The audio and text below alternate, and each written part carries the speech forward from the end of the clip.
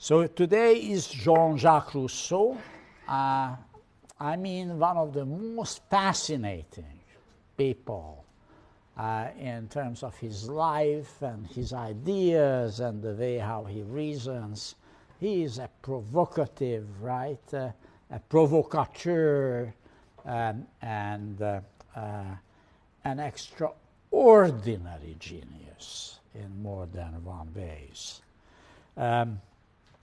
There are few people whom I disagree so strongly than in many propositions of Jean-Jacques Rousseau, that there are few people who turn my mind on so much that Jean-Jacques. So who was this character? And let me just give you a very brief overview. He was born in Geneva, which was a city-state at that time, ruled by Calvin for a while, a Calvinist stronghold. And we will talk about this when it comes to Max Weber and the Protestant ethic. Calvin ruled Geneva with iron hands. That's where he was born. His father was Isaac Rousseau. He was a watchmaker and a Calvinist. Well, he did run into some trouble. I don't know exactly what the trouble was. I think he was in debt, so he jumped the boat and went to Istanbul, disappeared. We don't know much about him beyond that. So at a very early age of 10, he was a kind of orphan. Then in 1728, he moved to France. And there was a wonderful lady, about 10 years his senior, Mrs. Warrens, who was running a home. There are actually more seats over here, you know, and there are VIP seats right here, so you can come in here, right? This is specifically reserved for you. There are 4 seats here, right? And there are 5th and 6th over there. Don't be embarrassed, right? You still can see the PowerPoints from here. It's not like in a bad movie that when you sit in the front row, you don't see anything. Anyway, so he met Mrs. Warrens, who was a Roman Catholic, and her mission was to convert, right, these Calvinists to the proper faith, Roman Catholicism, and took young boys into her home. But who knows, it looks like she had more interest in people rather than religion. So he arrived 28 to Annecy, right? Age of 16, good-looking, nice guy. Madame Warrens is still a younger lady. Here you can see, you know, Madame Warrens and Jean-Jacques, right, meeting in 1728. Very romantic stuff, right?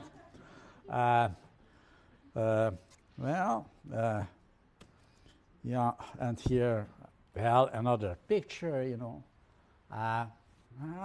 I don't blame Jean-Jacques, right, at the age of 16, to convert Roman Catholicism, right, from the cold Calvinist religion, and meanwhile being a bit romantic, right?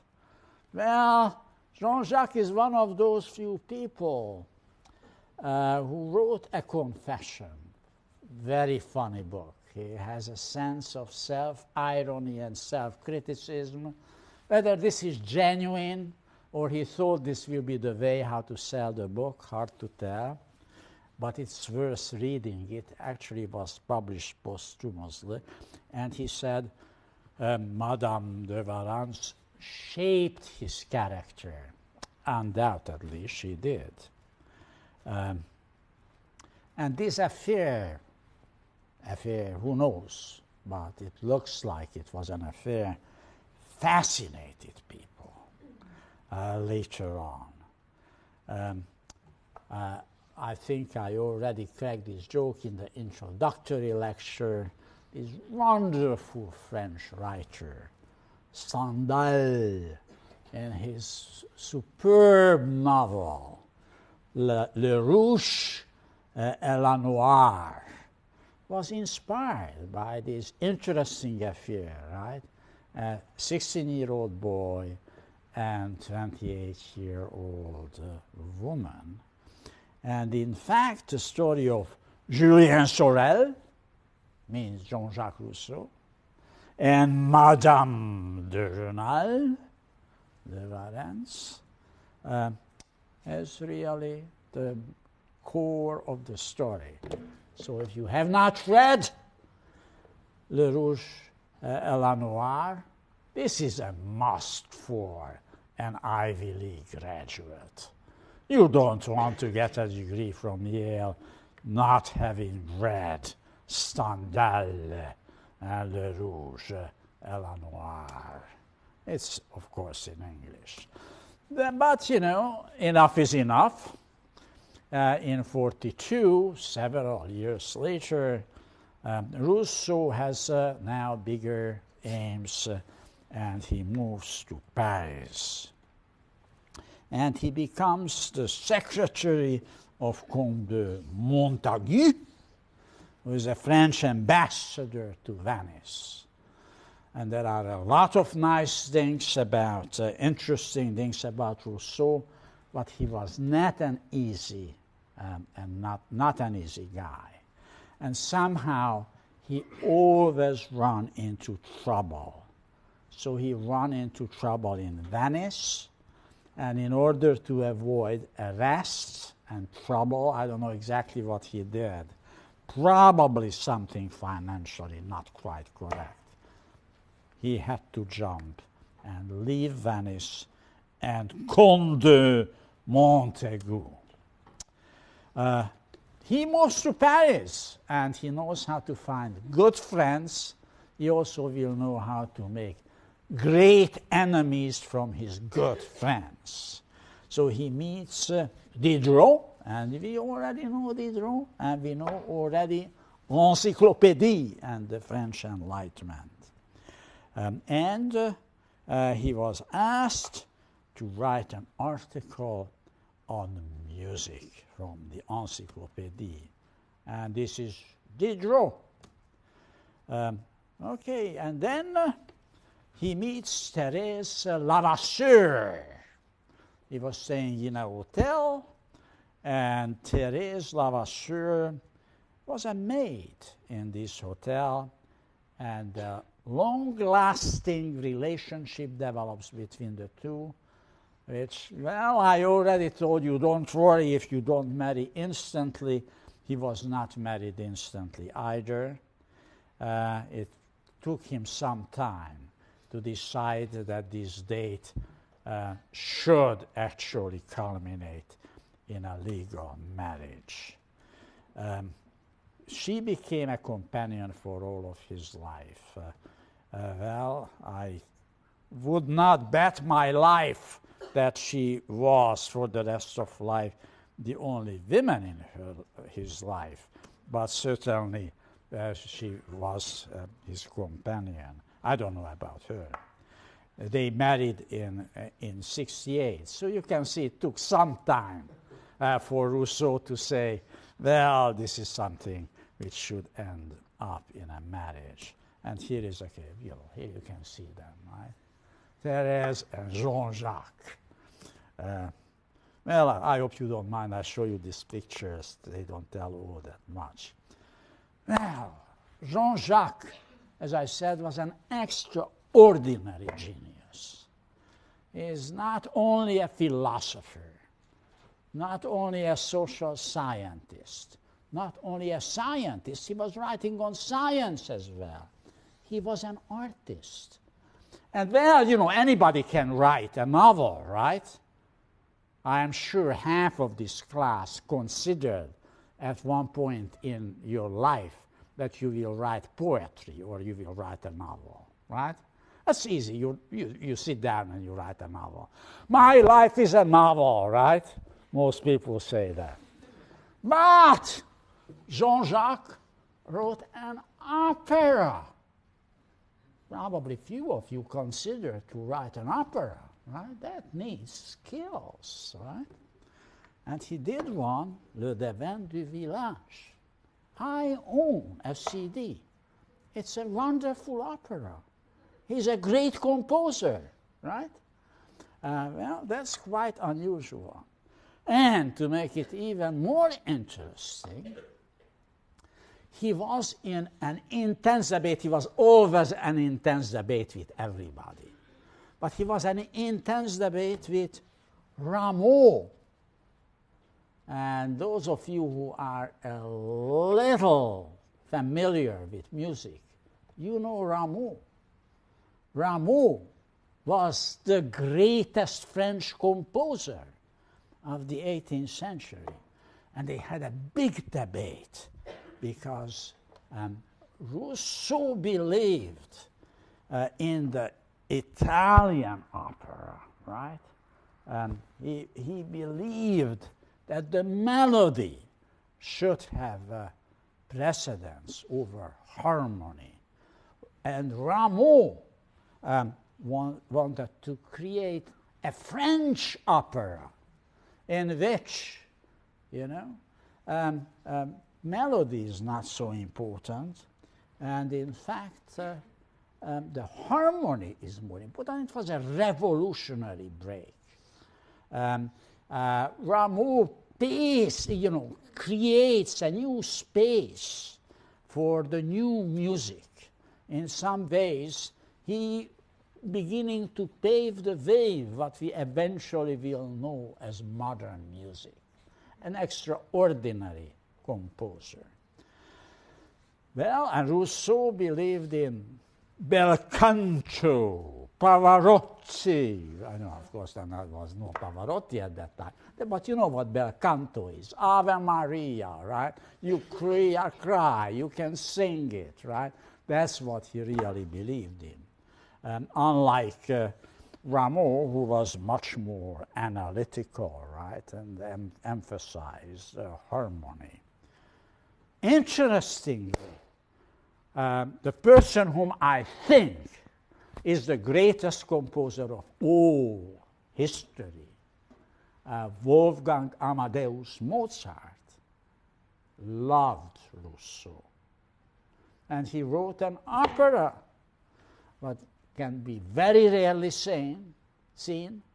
Occasionally you can catch it in the Metropolitan Opera of Arts, once in a decade. Bastien and Bastienne, which actually inspired by Le Devin du Village. Go on Amazon.com. You can buy Rameau, you can buy Bastien and Bastienne, and you can buy Le Devin du Village, and you can see the differences. And he, of course, publishes a novel. He does, which Julie and or The New Heloise, which at that time was an influential novel. I don't think too many people read it today. Well, this is Rameau. And Rameau foreshadowed modern music. Gluck, in particular, follows from Rameau. In fact, Mozart will be changing in his lifetime. We will talk, I thought, if there is a musician, you can read a little Rameau here. Interestingly, Mozart did not stick quite to the Italian opera all his life. You probably heard Zauberflöte, the magic flute, is the first German opera. The earlier Mozart is very much Italian opera.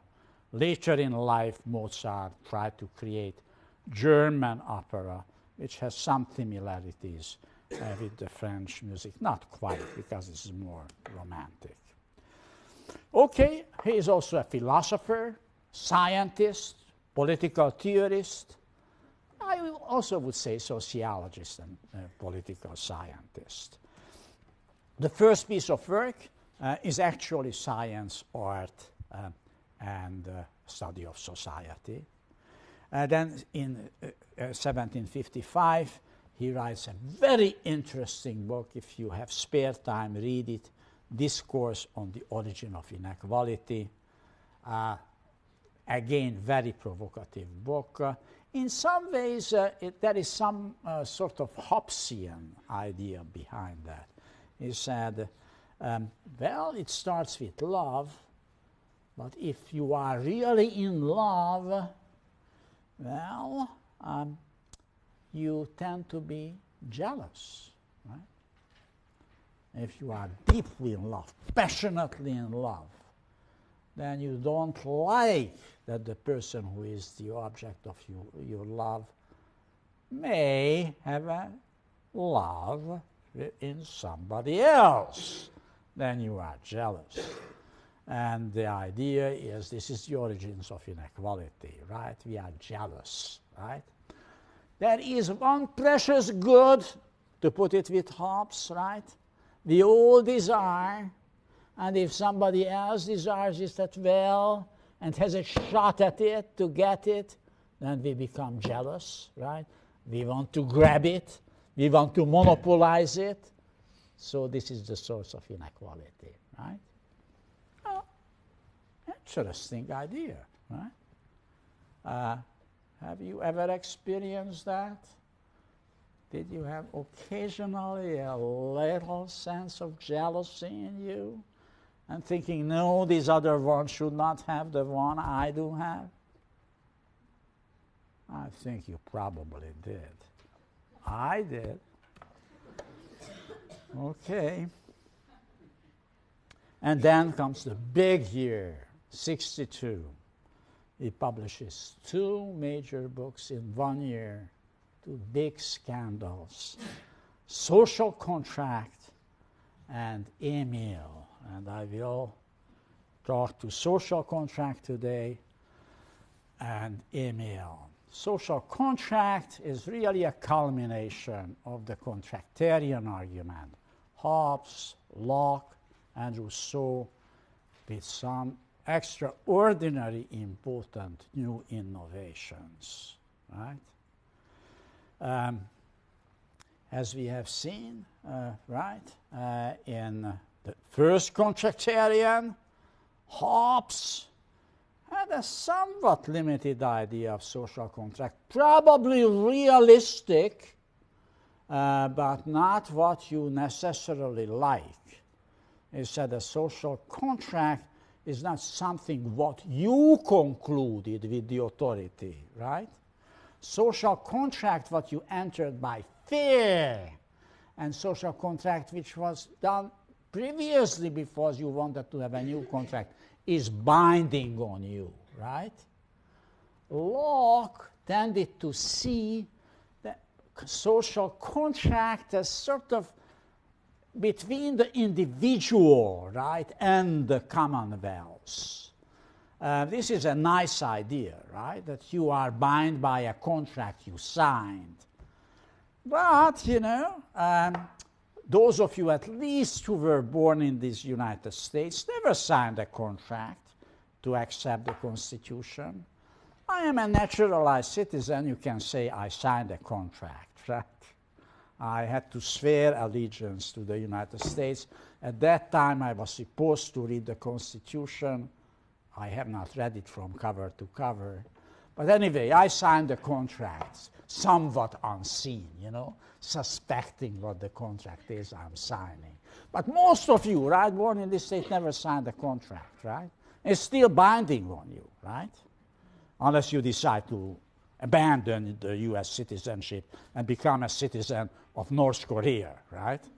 Then you are bound, right, by this social contract. So that is, you know, the difference between Hobbes and Locke, as we discussed. Now, Rousseau, as we will see, adds new interesting element. He said, well, it's not quite the individuals. And he introduces the notion of general will. There is a general will which is well above the individuals. Extremely important idea, has a degree of insights and realism. It's also a very dangerous idea. Totalitarian regimes very often advocated general will that you, and I will quote Jean-Jacques for you when he said, the individuals will have to be forced to be free. That follows from the idea of general will. Well, he's a complex thinker. Liberal in one hand, a contractarian on the other hand, and paves the road to totalitarianism. He was loved by many liberals, and he was loved by many totalitarians, like Karl Marx loved him, and like Vladimir Ilyich Lenin loved him because of the general will. But Durkheim loved him too, and he was a liberal. So, various. Emile, I will talk about this. I already mentioned any one of you, and there are probably a few people who will end up in education, you have to read this book cover to cover. There is no modern education theory without the book Emile. This is the foundation of modern educational theory. Okay. He had a big impact on the American Constitution and the French Revolution. He's one of the path breaker on the French Revolution. He was also the first who advocated popular sovereignty, the abolishment of the third estate and creating one popularly elected body, right? Strong conflict with Montesquieu, who wanted to have, right, two chambers, one for the aristocracy and one for the people. Rousseau wanted to have one. Universal suffrage, except for women. But he was a male chauvinist, big in one way. Well, and as we will see, the idea of general will were picked up by the radicals of the French Revolution, the Jacobins, and was picked up by later communists of various types, be it Leninists or Maoists. Well, the general will and French radicalism led to bloodshed. Robespierre, the major disciple and believer of general will, his head was also chopped off. So much about it. Now, Rousseau did not live the French Revolution. His ideas did and informed it. He had to move in 1962 in exile because both books created an outrage, particularly by the church. First, he went back to Geneva, but figured out he doesn't like Geneva any longer. So David Hume, the conservative philosopher who admired his work, invited him to come to England, and like with everybody else who was his friend, right? He had a fallout with David Hume. He was really a difficult guy, right? This is David Hume. And therefore he left England and he returned to France. Lived for a long time under an assumed name to make sure he doesn't get into trouble. Finally, 1968, he married Thérèse. We will talk about this, Emile. They have several children, and the greatest educational theorist who tells you how to raise children, he put all of his children in orphanage. He was a real bastard, right, to put it another way. And then he was writing his Confessions, which was published posthumously. And he died in 78, July the 2nd. So this is the author we will be discussing today, and we will be also discussing Tuesday. And I hope I will have enough time between I get home and before the limo comes, so I can put this on the internet. So you can read this on the internet. And this is, if right, the social contract. Yes. Social contract, 1782, and I don't know why, but I like to show you the first editions. Doesn't take me too much time to find it on the internet, but occasionally it does. Okay, so what is the social contract is all about? Book 1 is a description how you move from natural right, from the state of nature, to political right. The second book is who is the sovereign and how the sovereign should be constructed, created. This is an issue which Locke did not pay much attention to, right? We will see, Rousseau himself likes selected aristocracy, but he beginning to think about universal suffrage and a proper constitution of the sovereign. Then he has a big section on government, a section on ancient Rome and civil religion.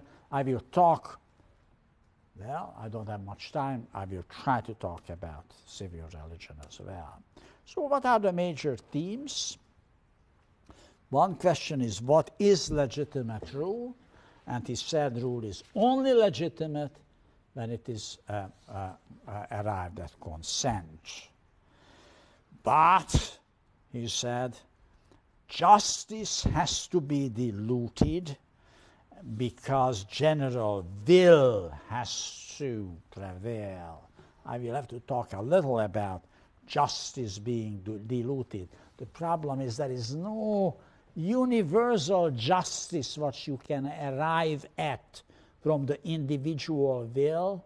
There is a general will, right?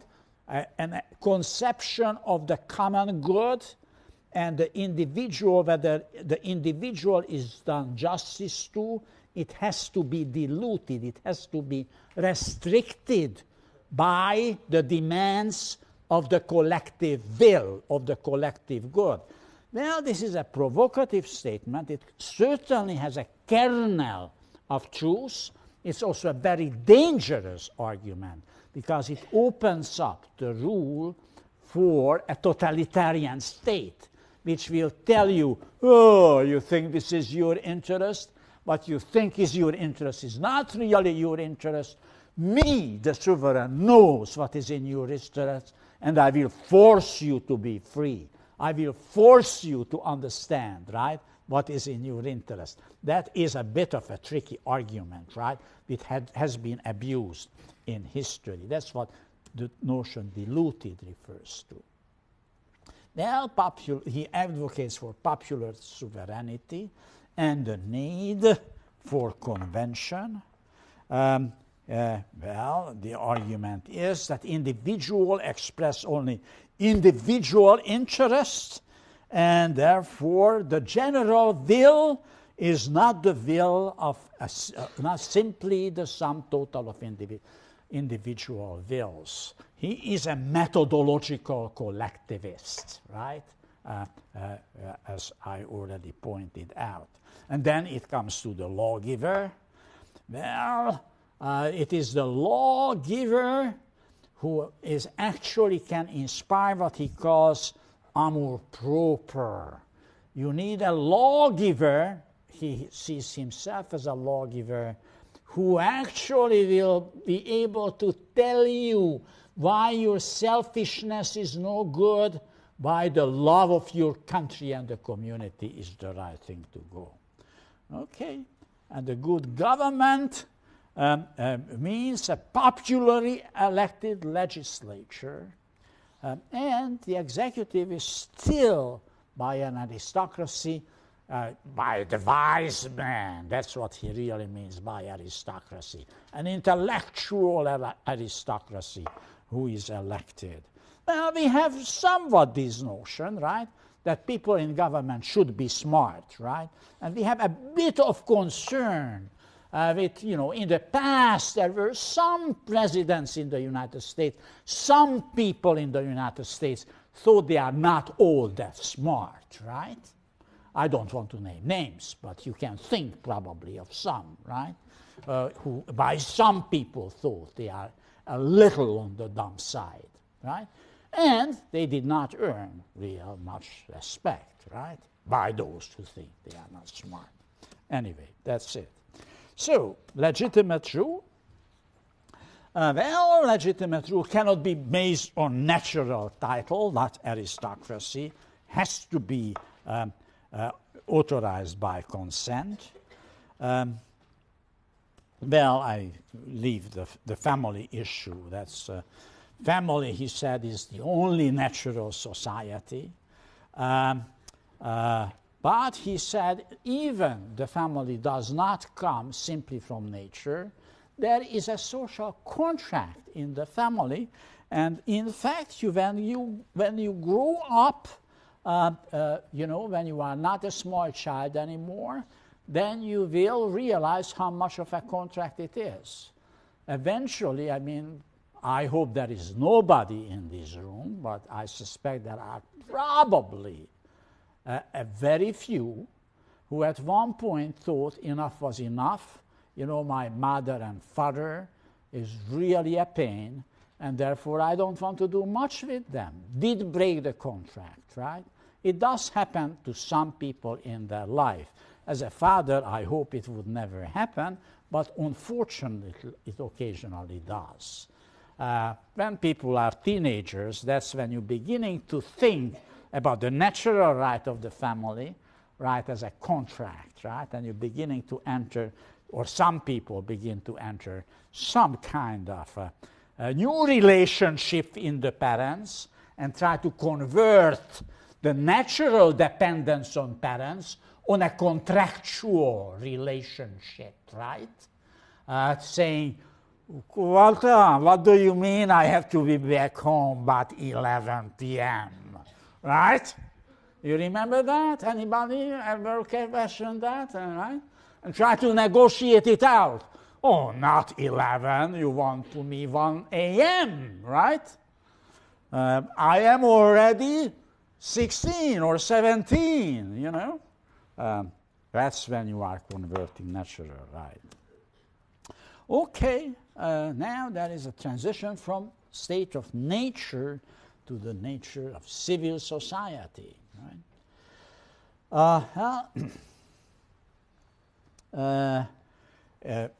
That is the transition from the state of nature to civil society is necessary. This is a remarkable change, right?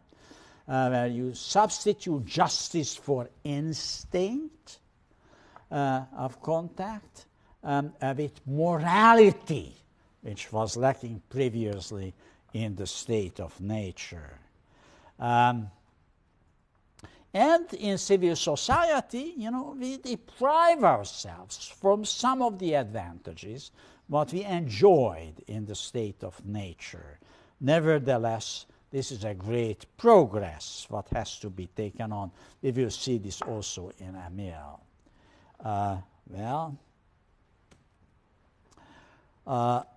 The second theme is about the question of diluted justice.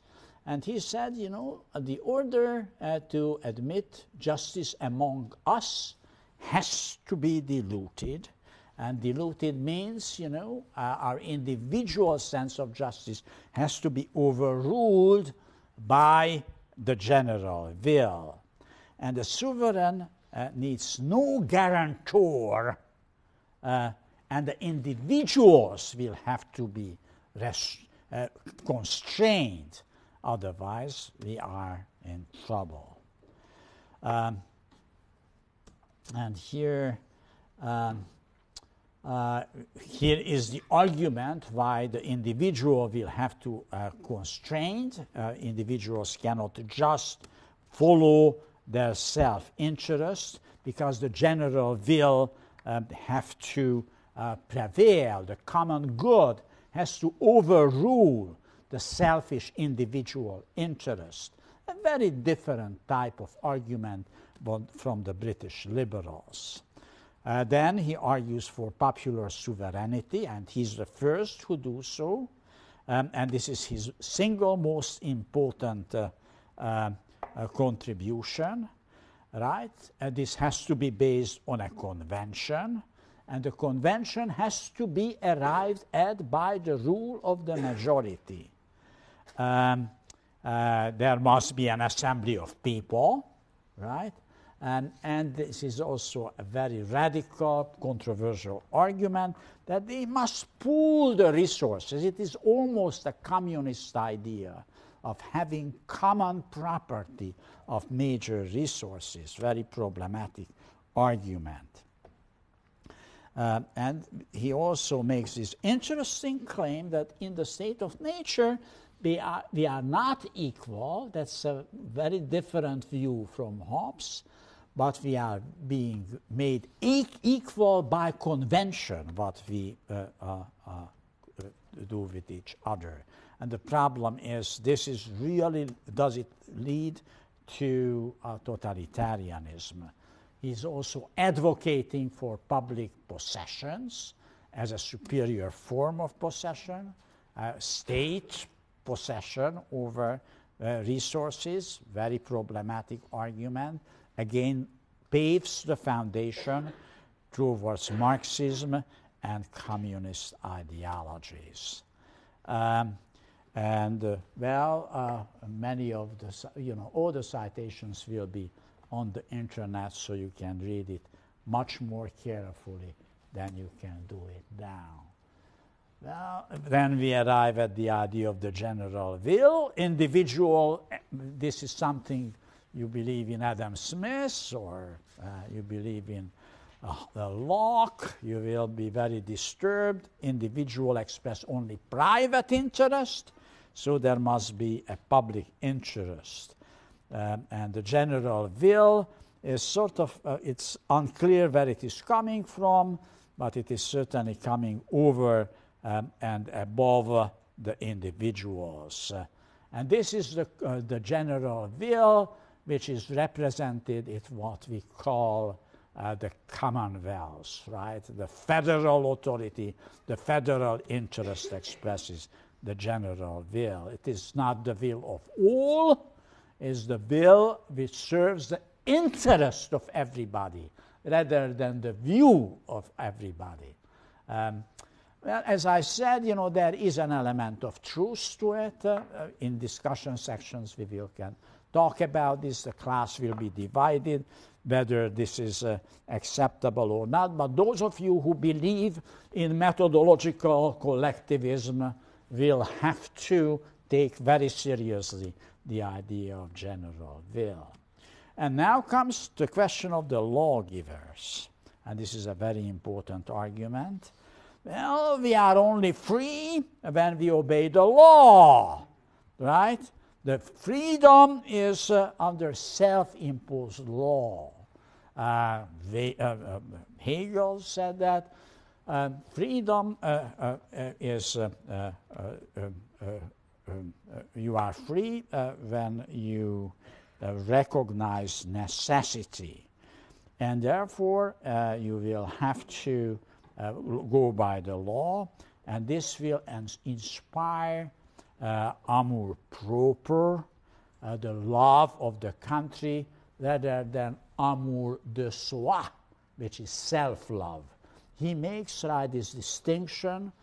I am afraid I will have to come back to this Tuesday. I will have to leave it now.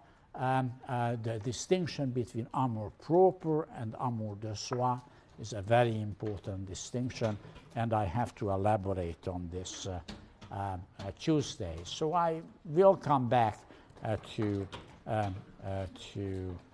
social contract before we go on to Emile.